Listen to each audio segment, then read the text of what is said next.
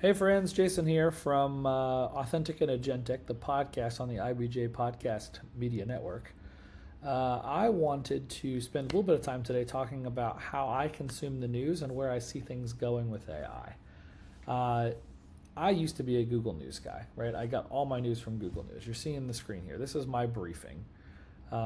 It basically is like personalized front page of a newspaper, right, in digital format. It's going to show me things based on topics I care about, location I live in. It's got a few kind of finalized things relative to things I might care about in particular, a little more finite, I should say. But it's bucketized, right? It's got some stuff in buckets of content that I might care about. And as I think about this, right, it feels like a natural progression from printed paper, where the paper goes to print at 10 p.m. at night, and it goes out on rollers and prints and gets distributed to mailboxes, and everyone gets the same paper. This is like that, only I'm getting my own version, and it does update frequently, right? The problem is it doesn't really have any nuance. There's not a lot of context to it. It's kind of big picture, big buckets, right? I get to tell it, hey, I care about this topic, and which is great. But it doesn't really know what types of stories I like or how deep I want to go in some of these things. So it's really just kind of a surface level, here's the front page of your newspaper, which again is pretty cool, and it is something I've used for many, many years. But I just see the world moving so much faster than this.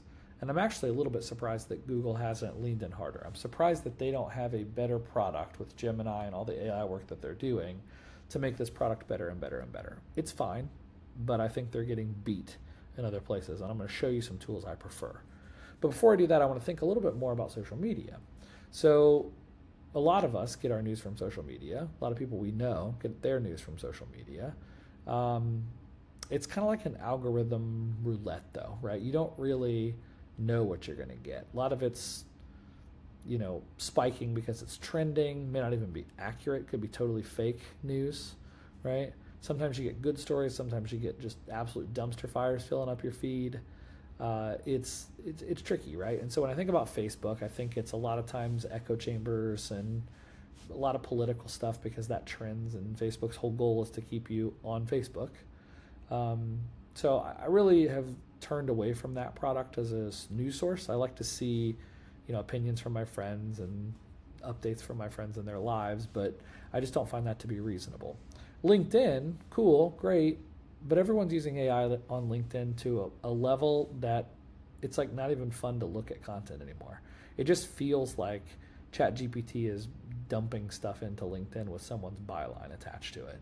It doesn't feel authentic. I think the people that are learning that they can post a lot more consistently are doing so, but it, again, just doesn't feel authentic, right? It feels like we're all just putting anything that ChatGPT says we should out into the world, and I don't find that to be a great place to consume news either. Again, I like the idea of following my friends and cheering them on in their successes, but I don't need everyone's deepest thoughts that they didn't even actually think, right? To me, it just doesn't feel real.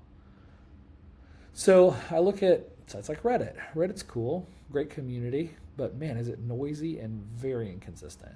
So Reddit is cool because it allows content to float to the top, but it's also kind of like, I don't know, there's a lot of negativity there. It's a lot of junk, right? It's a lot of sifting through the trash to get to the treasure. There's a lot of trolls in there that are just trying to cause problems. I personally find Reddit to be a time suck, frankly, for what I get out of it. And speaking of time suck, probably the last one I'll touch on here is X. So Twitter or X is great. I mean, it's fast. If you're looking for breaking news, like, Twitter is the place I go. If something just happened and I want to see it firsthand or understand what's going on from the ground, Twitter is going to have, it's like drinking from the fire hose. But because of that, it's chaotic, right? The quality is all over the place. There are some frickin' wackadoodle people on Twitter, on X. And so I, again, find it to be interesting in moments, but don't really love that as a service or as a tool. I think overall, like, these things are too algorithmically addictive. Some are too broad. honestly, most of them are too manual. I feel like I have to really spend time constantly curating, like manually, to do that. And I think the takeaway for me as I think about the authenticity side of this is a lot of times it feels like a broadcast pretending to be personalized, right? People are putting stuff out there because they can, not because they have anything interesting to say. And I just find that all of these sources, I spend time in all of them, but none of them really get my full attention, maybe in ways that some of these next couple tools I'm going to show you do. And before I get to those tools, I started thinking about this whole idea of people over platforms, right? So on social media, I'm following the humans. I'm not following the brands as much. Maybe that's not true for everybody, but for me it is. And so when I think about news, I think about journalists, right? The people that are reporting on the news. And one of the things that I've picked up on in my time is that the journalists I follow, guys like Mike Allen from Politico Playbook, he left there and started Axios. Axios is like my favorite news source. If you aren't familiar with it, go to axios.com. They do this really cool thing where they break it down into bite-sized pieces. They have this concept that they've created internally called smart brevity, which tightens down how much reading you have to do, right? It literally tells you how deep things are and how much you're going to have to read. And I just think they do an exceptional job of headlines and drilling into the stuff that matters. I find that it's a good use of my time to read Axios.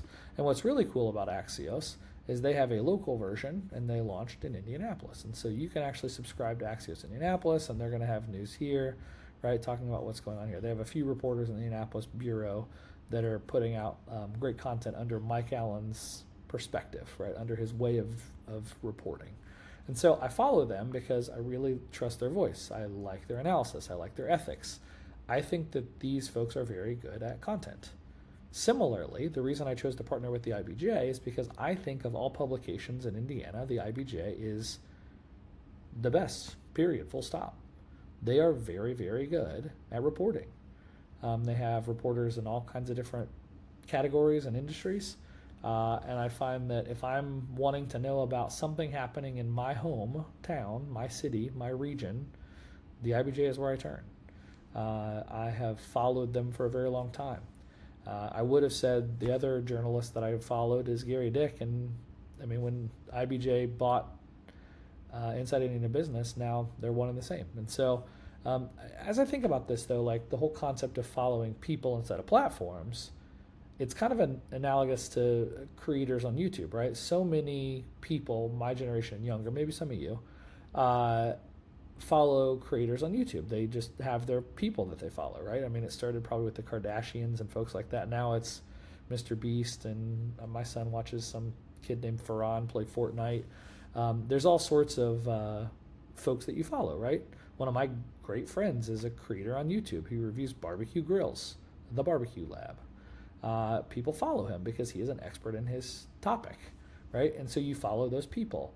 And so as I think about like getting the news, who do I trust? What do I care about? Again, I think it's humans, not channels, not publications. And so as I think about that, though, like how in the world do you scale that? I have people that I like. I have accounts that I follow. Every one of those people is on 25 different social media platforms, right? It becomes overwhelming to curate a list of the people and the types of content and the publications that I care about. And so for me, I think what's changing all of this, and what I'm going to show you now, is this idea of systems that learn organically from me, right? So systems that are going to take my day-to-day inputs and automatically make themselves better. And to me, I think that's what I want Google News to do, and it's not quite there. I find myself coming to Google News regularly and being disappointed. Let me show you a product that I think is the next step up. So this is the Comet browser from Perplexity, and they have a feature called Discover. And so if you go download this app, just perplexity.ai, and go find the Comet browser, just search for download the Comet browser.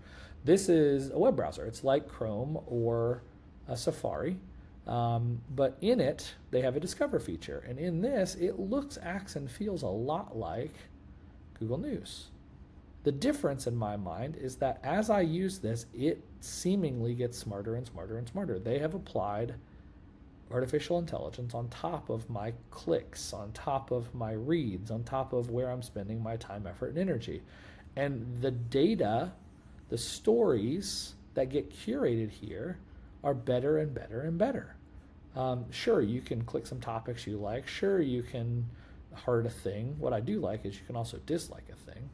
But what's cool about this is that as I spend more time inside of this browser, this Discover page gets better and better and better. And to me, I don't have any scientific evidence here, but to me, this curates way better than Google News. Maybe you disagree with me. I'd love to hear about that. Tell me, right? Tell me why I'm missing or what I'm doing wrong. But I'm showing you this because not everyone knows this tool exists. And I find it to be very, very good for what it is.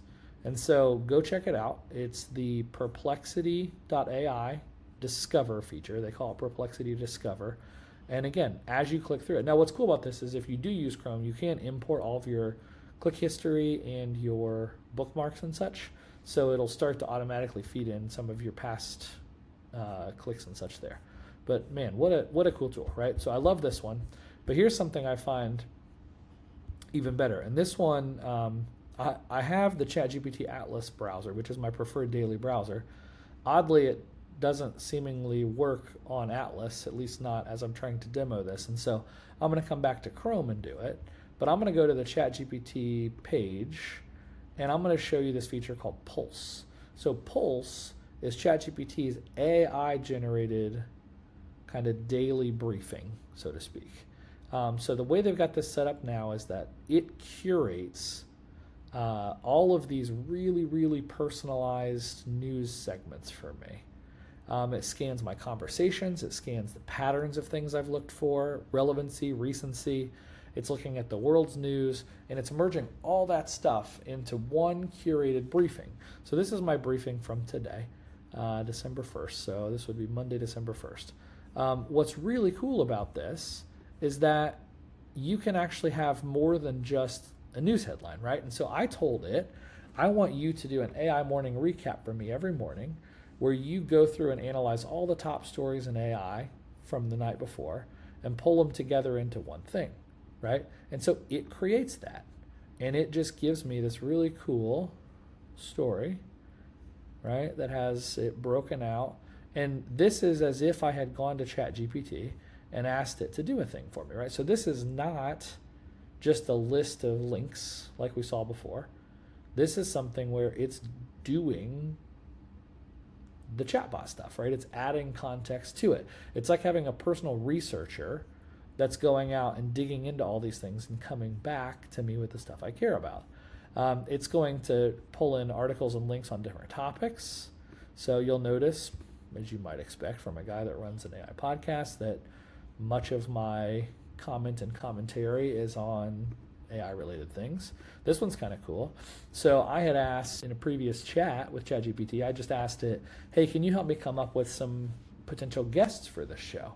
Right, I'm putting together my list of guests. I have to fill 52 episodes. I need 52 guests. So who could I think about? And so it automatically pulls into my news feed some ideas daily of people that I should message to see if they would come on the show. And it gives me their bio and background and all that. That's pretty cool. It gets my brain thinking about it, right?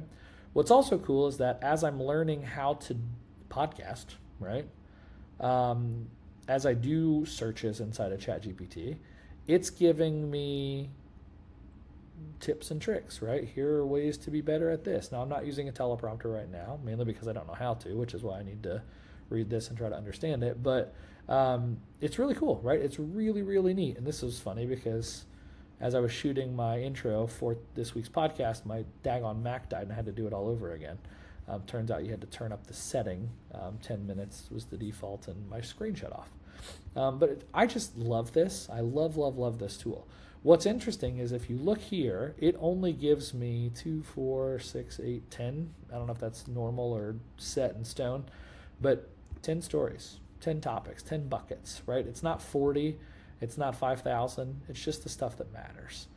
But it comes with context, it comes with analysis. It's not just headlines, right?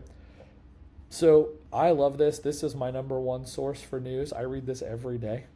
And what's wild about it is as I interact throughout the day, it starts filtering in stuff. So if I have a conversation about a tricky situation at work or something that's happening with my kid's school, it will filter some of that stuff into my news feed also and help me just put that in my brain and my headspace as I'm thinking through it. And so absolutely love this. I think this is wonderful.